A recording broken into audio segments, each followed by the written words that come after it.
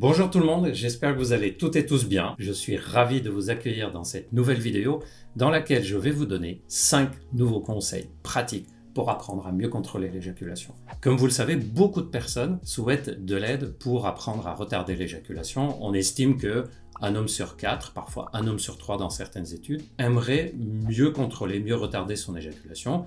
Vous savez aussi que de nos jours, l'accès aux soins qui permettent d'améliorer ce genre de problème est plus facilité. Vous savez que Charles.co, c'est une plateforme de téléconsultation où vous pouvez avoir accès à des consultations avec des médecins sexologues spécialisés. Il y a aussi des thérapies en ligne avec des programmes, des exercices que vous pouvez appliquer seul de chez vous. En tout cas, de nos jours, c'est plus facile d'avoir accès à des conseils et des traitements et des stratégies pour améliorer des problématiques sexuelles, en particulier l'éjaculation précoce, que dans le passé.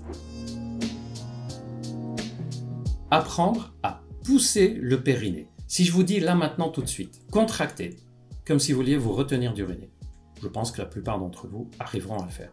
Si je vous dis concentrez-vous pour pousser, comme si vous vouliez ouvrir votre anus, comme si vous vouliez le pousser vers le bas. On y arrive, mais beaucoup doivent se concentrer pour le faire.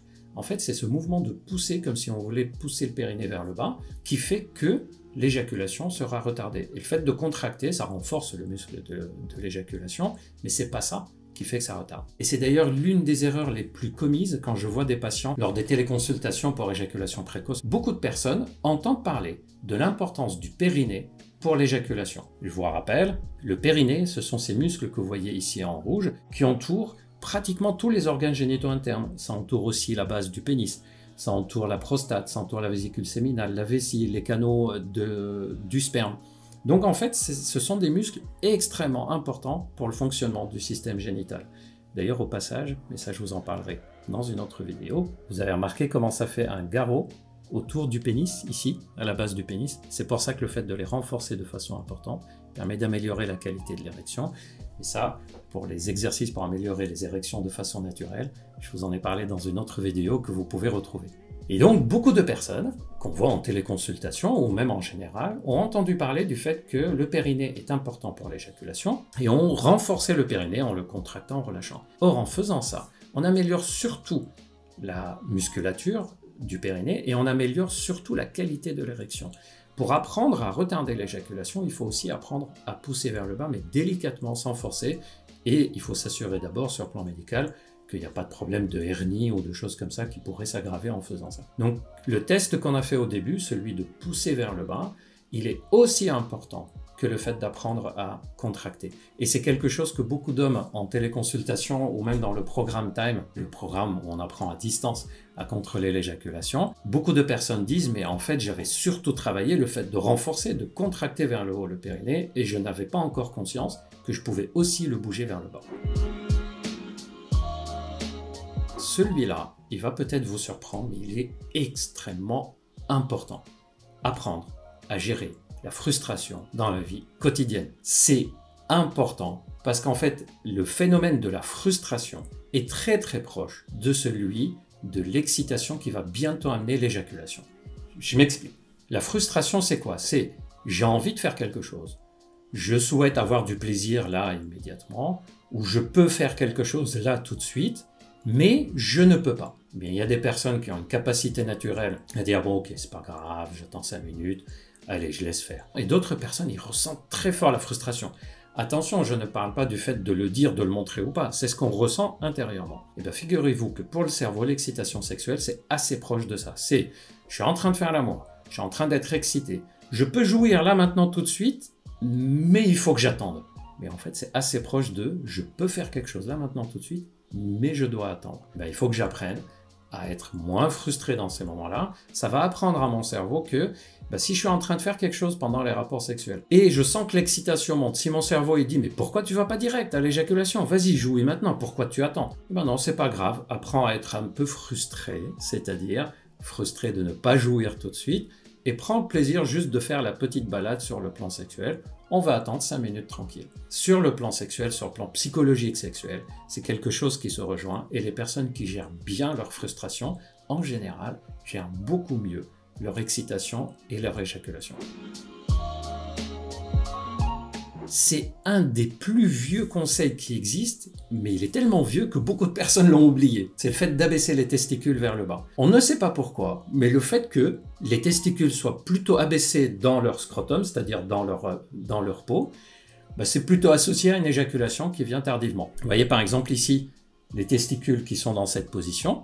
Si le testicule remonte et arrive ici dans le pli de l'aine, c'est souvent associé à une éjaculation qui vient plus rapide, alors que si le testicule est plus abaissé et redescend dans le scrotum, c'est plutôt associé à une éjaculation qui vient moins rapidement. Alors comment on fait? Dans la journée ou même pendant les rapports sexuels, on rabaisse les testicules de temps en temps. Alors on ne focalise pas dessus, c'est pas un objectif, mais quand on sent que les testicules sont un peu trop remontés, on appuie dessus pour les rabaisser. Attention, on ne tire pas le testicule vers le bas, c'est-à-dire on n'attrape pas le testicule et on tire vers le bas. C'est très douloureux et c'est inefficace en général. Non, en fait, on met les mains autour, imaginons que c'est le pénis, vous mettez vos doigts autour du pénis et vous appuyez. En fait, au niveau du pli de l'aine, on prend les mains et on appuie, on rabaisse les testicules. Beaucoup de personnes ont remarqué que quand ils rabaissent leurs testicules pendant les rapports sexuels, leur éjaculation vient plus tardivement. C'est une astuce simple, ça marche surtout chez les personnes qui ont les testicules qui remontent fortement pendant l'excitation. Je sais que c'est le genre de sujet qu'on aimerait éviter, mais c'est très important de pouvoir en parler, surtout si vous sentez que ça vous pèse. Par exemple, j'ai vu beaucoup de personnes qui font le programme Time, le programme pour apprendre à retarder l'éjaculation, mais n'ont pas parlé à leur partenaire. C'est pas trop grave, mais si pour eux c'est quelque chose de pesant, en fait, il vaut mieux dire au partenaire, tu as remarqué, il y a l'éjaculation qui vient vite, moi ça me gêne, je ne sais pas si toi ça te gêne ou pas, en tout cas sache que je suis en train de travailler, je suis en train de faire ce qu'il faut pour améliorer, pas parce que c'est une anomalie, c'est une maladie, mais parce que j'ai envie qu'on profite beaucoup mieux de notre vie sexuelle. Ça permet au moins de créer une complicité, ça permet au moins à la personne en face d'être au courant de ce que vous pensez, de ce qui arrive, et souvent, quand on en parle avec notre partenaire, ça permet au moins de pas être sous pression. Ok, on n'est plus à un rapport sexuel prêt pour y arriver. Si on fait des attitudes un peu différentes, on joue un peu plus à des jeux sexuels sans pénétration, etc. Au moins, il n'y a pas de mésentente et les deux personnes sont sur la même longueur d'onde. Et parfois, on est surpris. C'est-à-dire, on pensait que notre partenaire réagirait mal si on en parle ou quoi. Et au final, beaucoup de patients nous disent « Mais c'est marrant, depuis que j'en ai parlé, on est beaucoup plus proche, beaucoup plus complice. Il y a une sorte de soutien. C'est pas du genre, allez, c'est pas grave, ça va aller. C'est non, on fait sexuellement autrement, le temps que toi, tu avances de ton côté. Exactement, comme si votre partenaire avait un problème gynécologique, urologique ou autre, qu'elle a été soigner ça, et elle vous dit, écoute, en attendant, on va faire l'amour autrement, le temps que je soigne ça. C'est exactement la même chose et ça permet à tout le monde d'être détendu. Varier, varier et varier encore. Il n'y a pas une seule méthode qui permet de retarder l'éjaculation chez tout le monde. D'ailleurs, vous avez remarqué les 10 méthodes que je vous ai données, les 10 conseils. Il y a du mental, il y a du psychologique, il y a du comportemental, il y a du musculaire, il y a du physique, de la lubrification, de la façon de faire pendant les rapports sexuels. Pourquoi autant de variété? Parce que l'éjaculation rapide et le contrôle de l'éjaculation dépend de beaucoup de choses. Dépend de ce qui se passe dans notre mental, dépend de ce qui se passe neurologiquement, dépend de ce qui se passe dans notre état global, dépend de ce qui se passe dans la qualité de la relation, dépend de ce qui se passe physiquement au niveau du gland, au niveau du périnée, etc. Donc, quand on veut apprendre à retarder l'éjaculation, on a intérêt à multiplier les méthodes et à les assembler. Certaines personnes vont dire « moi c'est surtout telle ou telle méthode qui a marché pour moi ». D'autres vont dire « ah non, moi c'est plutôt telle ou telle méthode ». Et beaucoup de personnes, et ça on a beaucoup de témoignages dans le programme Time qui disent « mais en fait c'est le mélange de tout ça, je suis limite incapable de dire ce qui m'a aidé parce que un peu de ça, un peu de ça, un peu de ça, finalement c'est ce qui a fait que ça s'est amélioré ». Donc, quand vous cherchez à mieux contrôler votre éjaculation, ne vous focalisez pas sur une seule méthode, mais apprenez à varier les méthodes. C'est ce qu'on a mis dans le programme Time dont je vous parle depuis le début de cette vidéo, c'est-à-dire des méthodes qui vont du mental au psychologique, au relationnel, au comportemental, au bassin, au mouvement du bassin, au périnée, à la façon d'uriner, au gland, etc., etc., puisque c'est en combinant tout ça qu'on arrive le mieux. Voilà, je vous remercie de m'avoir écouté jusqu'au bout. Vous savez maintenant quelques méthodes qui vous permettent d'améliorer votre contrôle de l'éjaculation et surtout, je vous le rappelle, quand on est face à une difficulté sexuelle, que ce soit la difficulté d'éjaculation rapide ou toute autre difficulté, on ne reste pas seul face à ça.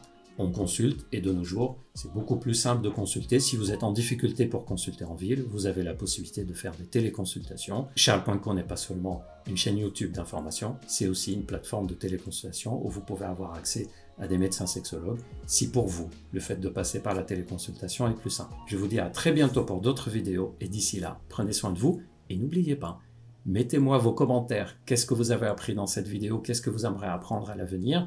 Et quelles sont d'autres méthodes que vous avez peut-être vous utilisées et qui ont fonctionné pour vous? À très vite.